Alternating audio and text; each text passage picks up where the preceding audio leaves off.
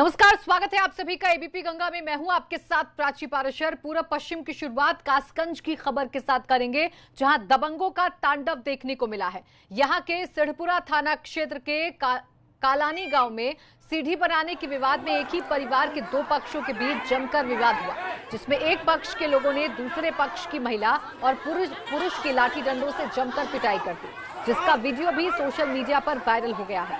हालांकि इस मामले में अभी तक किसी की गिरफ्तारी नहीं हो सकी है। तो देखिए, तस्वीरें भी हम आपको दिखा रहे हैं। दरअसल सीढ़ी बनाने को लेकर दो पक्षों में विवाद हुआ था और देखते ही देखते इस विवाद में कैसे लाठी डंडे चलने लगे, वो तस्वीरें बताने के लिए काफी है। एक ही परिवार के दो पक्ष बताए जा रहे हैं। सीढ़ी बनाने को लेकर ये विवाद शुरू हुआ था और उसके बाद दोनों पक्षों में जबरदस्त लड़ाई शुरू हो गई। अब ये वीडियो सोशल मीडिया पर वायरल हो रहा है और इस विवाद की जड़ एक सीढ़ी बताई जा रही है।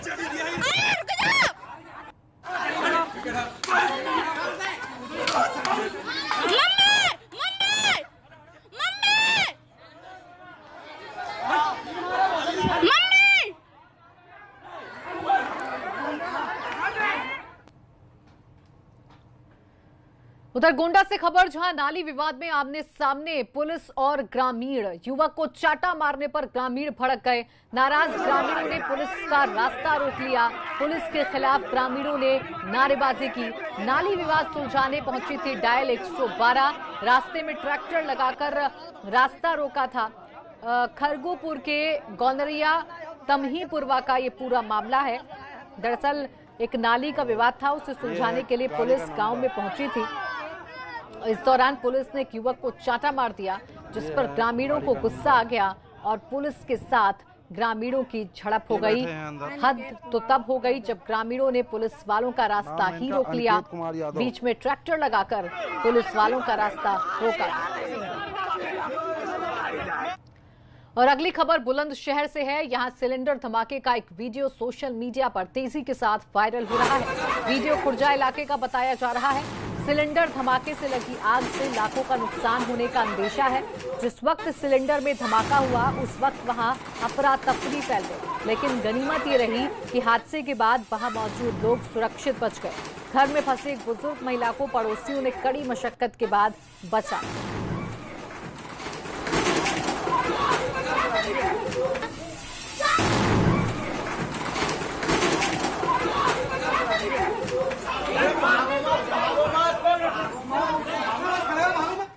उधर जालौन में सीसीटीवी में सड़क हादसा कैद हुआ है। यहां तेज रफ्तार कार ने ई रिक्शा को टक्कर मार दी, जिससे ई रिक्शा चालक गंभीर रूप से घायल हो गया।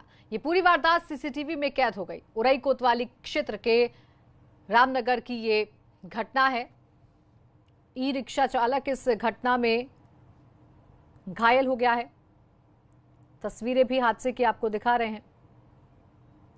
ई रिक्शा चालक इस हादसे में गंभीर रूप से घायल हो गया। सीसीटीवी में ये पूरा हादसा कैद हो गया, जिसमें ई रिक्शा चालक को किस तरीके से टक्कर मारी है वाहन ने, वो आप तस्वीरों में देख रहे हैं।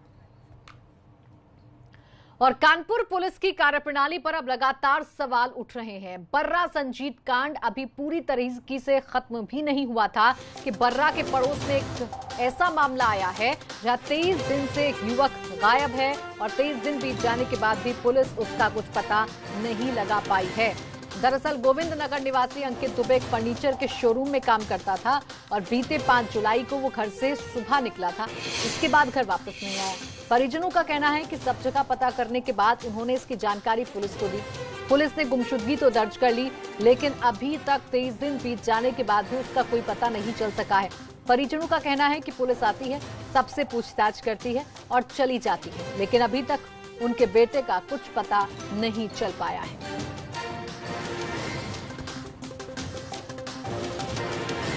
और हम सीधा प्रभात अवस्थी का रुख कर लेते हैं। कानपुर से हमारे संवाददाता जुड़ गए ज्यादा जानकारी के साथ। प्रभात, क्या हो गया है कानपुर पुलिस को? क्या अपहरणकर्ता इतने ज्यादा बेखौफ हो गए या फिर पुलिस के बारे में पूरी जानकारी अब अपहरणकर्ताओं के पास है, तभी बहुत स्मार्ट मूव अपहरणकर्ता चलते हैं?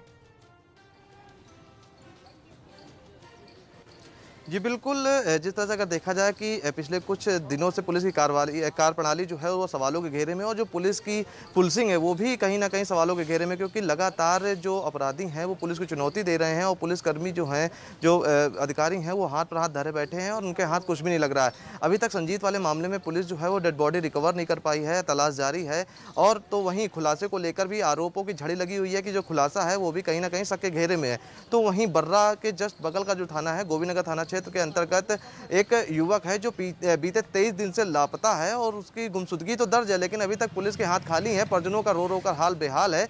तो वहीं अधिकारियों का कहना है कि जो गायब युवक है अंकित दुबे, उसके जो दोस्त हैं, उसके रिलेटिव्स जो हैं और जहां पर वो काम करता था, सभी से पूछताछ की जा रही है, सीडीआर निकाली जा रही है, उसके नंबर से जिन लोगों से बात हुई उनकी छानबीन की जा रही है, लेकिन अभी तक उसका कुछ पता नहीं चला है। जल्द ही कुछ ना कुछ सफलता हाथ लगेगी। लेकिन सवाल ये उठता है कि आखिरकार हाईटेक पुलिस का होने का जो दावा किया जाता है वो आखिर कहाँ फेल हो जाता है कि अभी तक पुलिस के हाथ पूरी तरह से खाली हैं। फिर वो संजीत का मामला हो, हालांकि खुलासा जरूर किया है कि उसकी हत्या कर दी गई, लेकिन अभी शव बरामद नहीं हुआ और कई तरह के और भी सवाल उठ रहे हैं। तो वहाँ अब 23 दिन बीत जाने के बाद अभी युवक का कुछ पता नहीं है, घर में सब लोगों का हाल बेहाल है।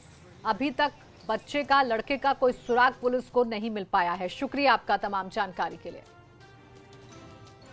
और अब ग्रेटर नोएडा से खबर है, जहां चलती कार आग का गोला बन गई। पजेरो कार में अचानक से भीषण आग लग गई। ड्राइवर ने कार का शीशा तोड़कर अपनी जान बचाई है। बिसरख कोतवाली क्षेत्र का ये पूरा मामला है और आप तस्वीरें देखिए, कितनी भयावह तस्वीरें हैं। सबसे पहले एबीपी गंगा पर आप ये तस्वीरें देख रहे हैं। पजेरो ये कार बताई जा रही है। हालांकि इस आग में, इस धुएं में आप नहीं देख पाएंगे कि कार दरअसल है कहां, लेकिन आप इस दृश्य को देखकर खुद अंदाजा लगा सकते हैं कि कितनी भयावह स्थिति मौके पर बन गई होगी। हालांकि गनीमत ये रही कि जो कार चालक था उसने गाड़ी का शीशा तोड़कर अपनी जान बचाई, कूदकर अपनी जान बचा ली।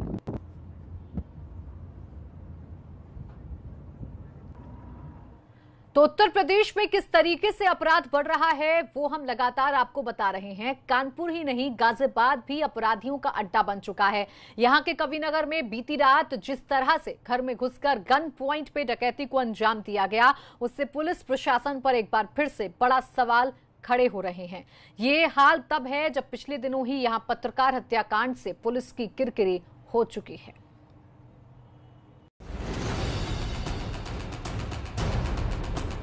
यूपी में अपराध के बेकाबू होने की एक और खौफनाक कहानी है।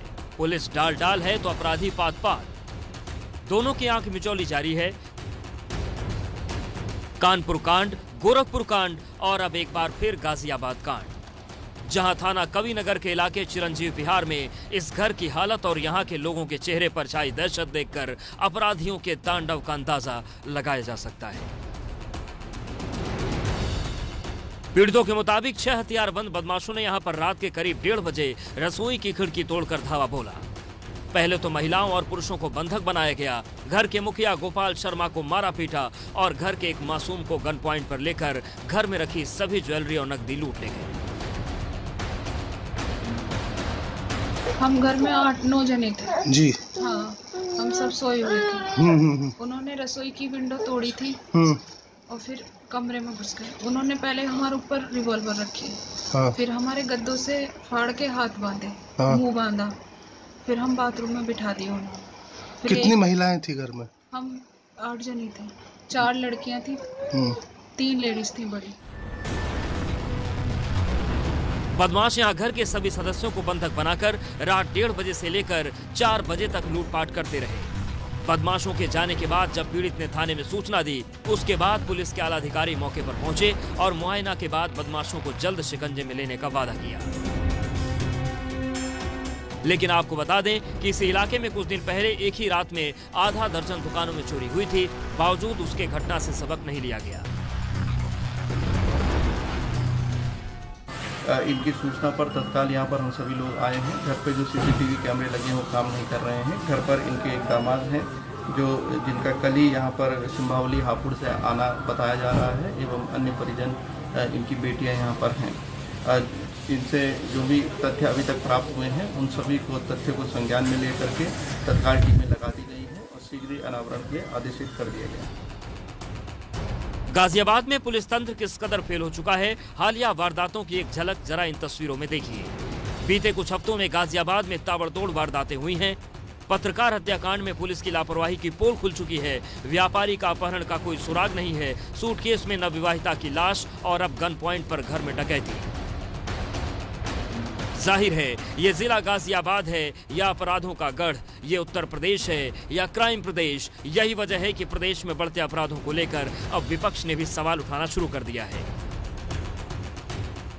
कांग्रेस महासचिव प्रियंका गांधी ने मुख्यमंत्री योगी आदित्यनाथ को पत्र लिखा। वहीं बीएसपी सुप्रीमो मायावती ने सीएम योगी को अपनी पार्टी के शासन से सीखने की सलाह दी। उत्तर प्रदेश के मुख्यमंत्री को ये कहना चाहूंगी सलाह के तौर पर कि इस मामले में यदि इनकी सरकार ये चाहती है कि प्रदेश में अपराधियों का नहीं बल्कि कानून का राज चलना चाहिए, तो इसके लिए इनको बिना कोई शर्म किए हुए तो इसके लिए इनको बीएसपी के शासनकाल से काफी कुछ इस मामले में सबक सीखना होगा। उत्तर प्रदेश में बिगड़ती कानून व्यवस्था को लेकर सीएम योगी आदित्यनाथ भी खासे एक्शन में हैं। योगी प्रदेश को अपराध मुक्त तो बनाना चाहते हैं, लेकिन अपराधी बाज नहीं आ रहे। गोरखपुर में मासूम के अपहरण और हत्या के मामले में सीएम योगी ने एडीजी गोरखपुर जोन को फोन पर फटकारा है और अपराधियों पर सख्त कार्रवाई के निर्देश दिए हैं। लेकिन सवाल अब भी वही है कि अपराधियों पर नकेल कसने में पुलिस बार बार नाकाम क्यों हो रही है। बड़ी वारदातों से भी पुलिस सबक क्यों नहीं लेती। गाजियाबाद से एबीपी गंगा के लिए विपिन तोमर की रिपोर्ट।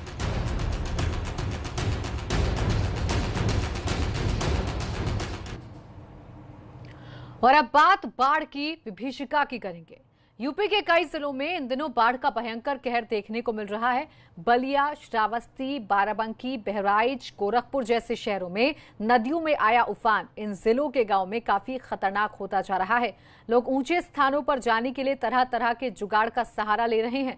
बलिया में दुर्गा मंदिर पोखरे में धराशायी हो गया। यहां बड़ी संख्या में पुजारी और उनके परिवार को बचाया गया। तो तस्वीरें हम आपको दिखा रहे हैं। श्रावस्ती, बलिया, बाराबंकी, बहराइच, कमोवेश तस्वीरें एक जैसी हैं, बस शहरों के नाम, जिलों के नाम बदल गए हैं। लोग परेशान हैं क्योंकि ये उफनती नदियां, बढ़ता जलस्तर लोगों को डरा रहा है, लोगों को परेशान कर रहा है।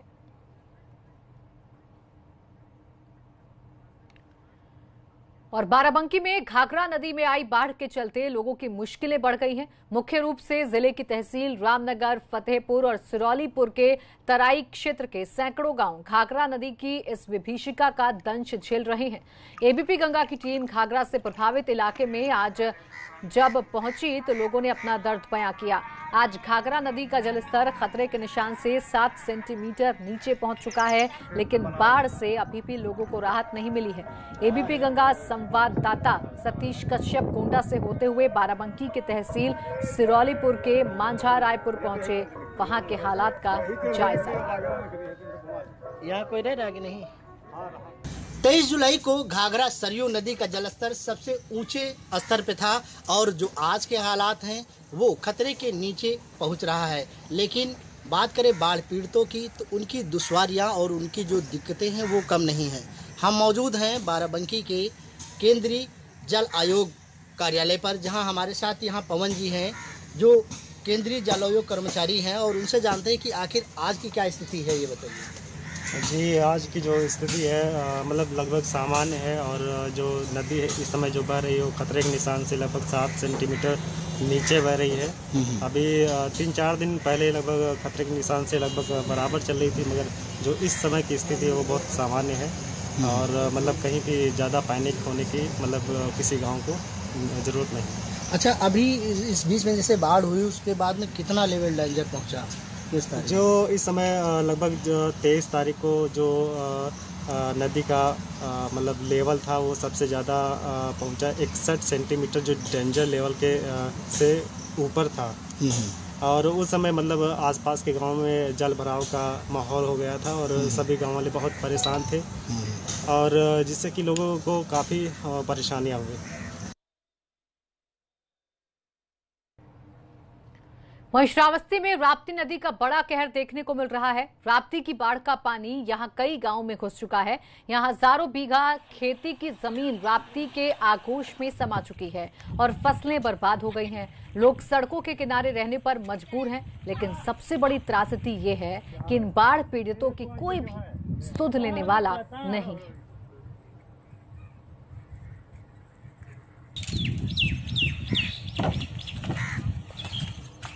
हम लोग बेघर हो जावे। गोविंद जी, आप बताइए कि यहाँ पर जमीन कितनी कट चुकी है आपकी? जी लगभग मेरी नहीं, काश्तकारों की कट रही है। मेरी तो उधर साइड में पड़ रही है, बंधा की उस साइड में ही राप्ती काट रही है इस टाइम। राप्ती बहुत काट रही है सर। देखा जाए बंधा में जितनी पत्थर थे, पत्थर कोई नहीं, मिट्टी बची है। हाँ। बाकी देखा जाए अंदर घुस चुकी है, 40-50 मीटर रोड बची है। अच्छा। बाकी गाँव इतना खतरे के निशान से बाहर है सर। कोई इधर कोई आया नहीं। डीएम साहब के वहाँ भी पिछले साल हम लोग दरखास्त दे आए थे। हाँ। सर डीएम साहब बोल रहे थे कि ये प्रशासन से मुझे बंदा मंजूरी है, ये हो जाएगा। बाराबंकी और श्रावस्ती का हाल देखने के बाद चलिए आपको बहराइच लिए चलते हैं, जहां घाघरा नदी में आई बाढ़ की लहरों ने लोगों को कठिनाइयों में डाल दिया है। जनपद के 3 तहसीलों के 250 गांव बाढ़ और कटान से प्रभावित हुए हैं। अब तक दर्जनों गांव बाढ़ के आगोश में समा चुके हैं। हजारों एकड़ में फसलें घाघरा का निवाला बन चुकी हैं, लेकिन प्रशासन की मदद ऊंट के मुंह में जीरा साबित हो रही है। लोगों के मकान बह गए हैं, मवेशी बह गए हैं, खेती बर्बाद हो गई है। अब सवाल ये है कि गुजारा कैसे होगा।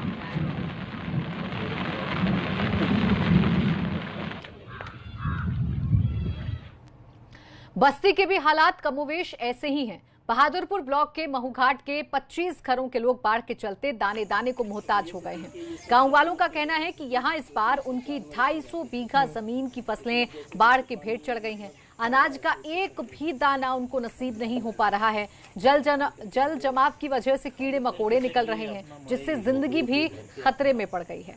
दरअसल जिले में सरयू के बाद अब कुआनो नदी भी उफान पर है। एक वक्त यहाँ के लोग बाढ़ में दूसरों की मदद करते थे, लेकिन इस बार खुद बाढ़ में डूब रहे हैं। घाट चलने की वजह से खाली हमारा ही बिरादरी इसमें है। मॉनसून सीजन में हो रही बारिश लोगों के लिए जहां राहत बनकर आ रही है, तो वहीं भारी बारिश लोगों के लिए मुसीबत का भी सबब बन रही है। आपकी टीवी स्क्रीन पर 2 तस्वीरें हैं सहारनपुर और हरिद्वार की। आप देखिए कि जिस बारिश का इंतजार लोग करते हैं कि उमस भरी गर्मी से उनको राहत मिलेगी, वही बारिश उनके लिए कितनी बड़ी मुसीबत बन जाती है। सहारनपुर में आप देखिए कि नाव का सहारा लोगों को लेना पड़ रहा है, इतना ज्यादा पानी भर गया है। तो वहीं हरिद्वार में भी ऐसे ही हालात हैं। सड़कें लबालब नजर आ रही हैं, परेशान हैं लोग और सवाल ये उठा रहे हैं कि आखिर नगर निगम करता क्या है।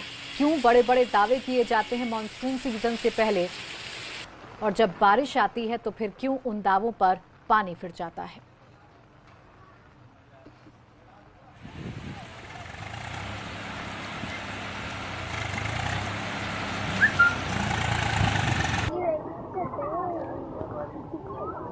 तो इस पानी में जिंदगी की जंग कितनी मुश्किल है, आप देखिए, अंदाजा लगाइए खुद से। सहारनपुर में जिस वाहन पर सवार होकर लोग जाना चाहते थे, उसी वाहन को खुद अपने कंधों पर सहारा देना पड़ रहा है, क्योंकि पानी के आगे सब बेबस है।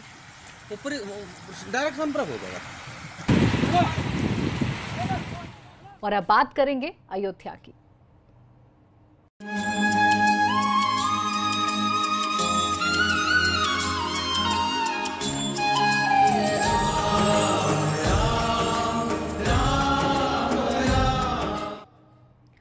तो अयोध्या में भूमि पूजन कार्यक्रम में प्रधानमंत्री के आगमन को लेकर पहले ही सुरक्षा व्यवस्था कड़ी कर दी गई है। वहीं रॉक अलर्ट के बाद अब अयोध्या में सुरक्षा व्यवस्था को और भी चाक चौबंद कर दिया गया है। इसका जायजा लिया एबीपी गंगा संवाददाता शैलेश अरोड़ा ने। पीएम मोदी के अयोध्या आने को लेकर सुरक्षा व्यवस्था पहले ही कड़ी थी, लेकिन अब यहाँ पर जब से रॉ का इनपुट आया उसके बाद सुरक्षा व्यवस्था को और भी ज़्यादा कड़ा कर दिया गया है। कुछ देर पहले यहाँ पर एडीजी सुरक्षा आए, उन्होंने जो साकेत कॉलेज में हेलीपैड बना है वहाँ पर निरीक्षण किया। इसके बाद उन्होंने जो राम जन्मभूमि का स्थल है वहाँ पर जाकर व्यवस्था का जायज़ा लिया। और यहाँ पर भी आप देख सकते हैं, हम इस समय जो अयोध्या नगरी यहाँ पर खड़े हैं, अलग अलग जो एंट्रेंस है वहाँ पर हैं और आप देखिए किस तरह से पुलिसकर्मी जो है वो गाड़ियों को रोक रहे हैं, उनकी चेकिंग कर रहे हैं। आईडी मांगी जा रही है लोगों से, उनकी आईडी चेक की जा रही है। खास तौर से जो गाड़ियाँ अयोध्या के बाहर के रजिस्ट्रेशन की हैं उनके ऊपर ज़्यादा ध्यान दिया जा रहा है। और आप देख सकते हैं किस तरह से यहाँ पर बैरिकेटिंग लगी हुई है। वैसे तो ये बैरिकेटिंग हमेशा ही यहाँ पर रहती है क्योंकि जो राम जन्मभूमि है वो हाई सिक्योरिटी जोन एरिया है, लेकिन इस समय ये सिक्योरिटी और भी ज़्यादा टाइट कर दी गई है। जब एडीजी सुरक्षा यहाँ पर आए तो उन्होंने यहाँ पर सभी को कड़े निर्देश दिए कि सुरक्षा में किसी तरह की कोताही या लापरवाही बर्दाश्त नहीं की जाएगी। इसके साथ ही उन्होंने यहाँ पर जो एसएसपी है, डीआईजी हैं, बाकी अधिकारी हैं, उनके साथ सुरक्षा व्यवस्था को लेकर समीक्षा की, बैठक की और नज़ारा अब सबके सामने कि किस तरह से अयोध्या जो है वो हाई सिक्योरिटी जोन तो पहले ही है और वहाँ पर किस तरह से सुरक्षा व्यवस्था को और भी ज़्यादा कड़ा कर दिया गया है। कैमरा सहयोगी राजू के साथ शैलेश अरोरा, एबीपी गंगा, अयोध्या। तो एक तरफ सुरक्षा चाक चौबंद है तो वहीं तैयारियां भी जोरों शोरों से चल रही हैं। अयोध्या में 5 अगस्त को भूमि पूजन के अवसर पर प्रधानमंत्री नरेंद्र मोदी राम मंदिर पर विशेष डाक टिकट जारी करेंगे। इसके साथ ही PM Modi encyclopedia of Ramayana पर आधारित विशेष आवरण भी जारी करेंगे। डाक टिकट में 5 गुंबद वाले राम मंदिर के नए मॉडल का चित्र होगा। ये टिकट डाक विभाग के सहयोग से अयोध्या शोध संस्थान और उत्तर प्रदेश संस्कृति विभाग द्वारा जारी होगा। इंसाइक्लोपीडिया ऑफ रामायण में प्रभु श्री राम के विभिन्न देशों से रिश्ते बताए जाएंगे, जैसे वो किस देश से कैसे जुड़े, इनमें श्री राम से जुड़ी हर जानकारी होगी। और यहां वक्त एक छोटे से ब्रेक का, फौरन लौट रहे हैं।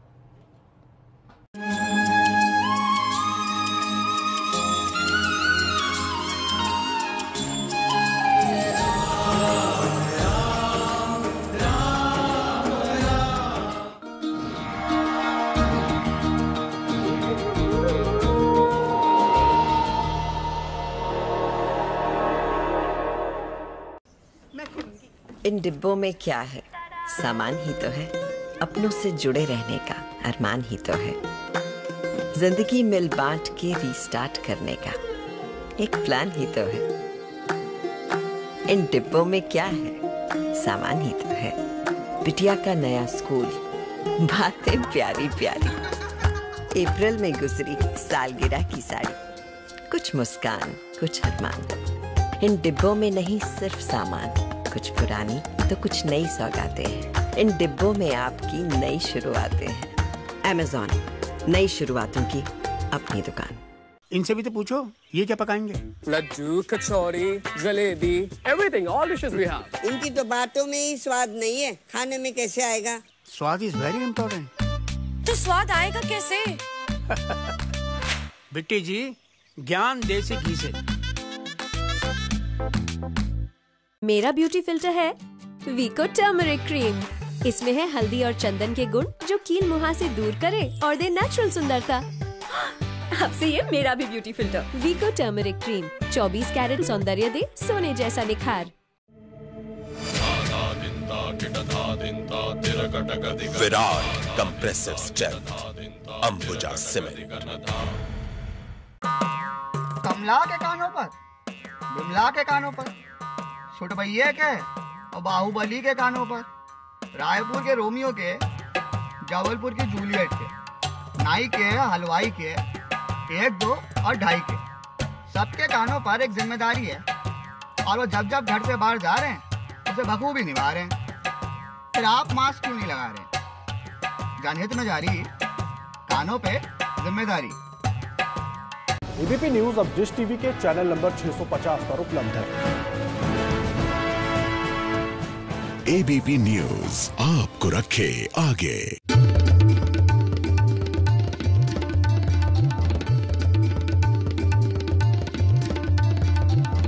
आप देख रहे हैं एबीपी गंगा, खबर आपकी, जुबान आपकी।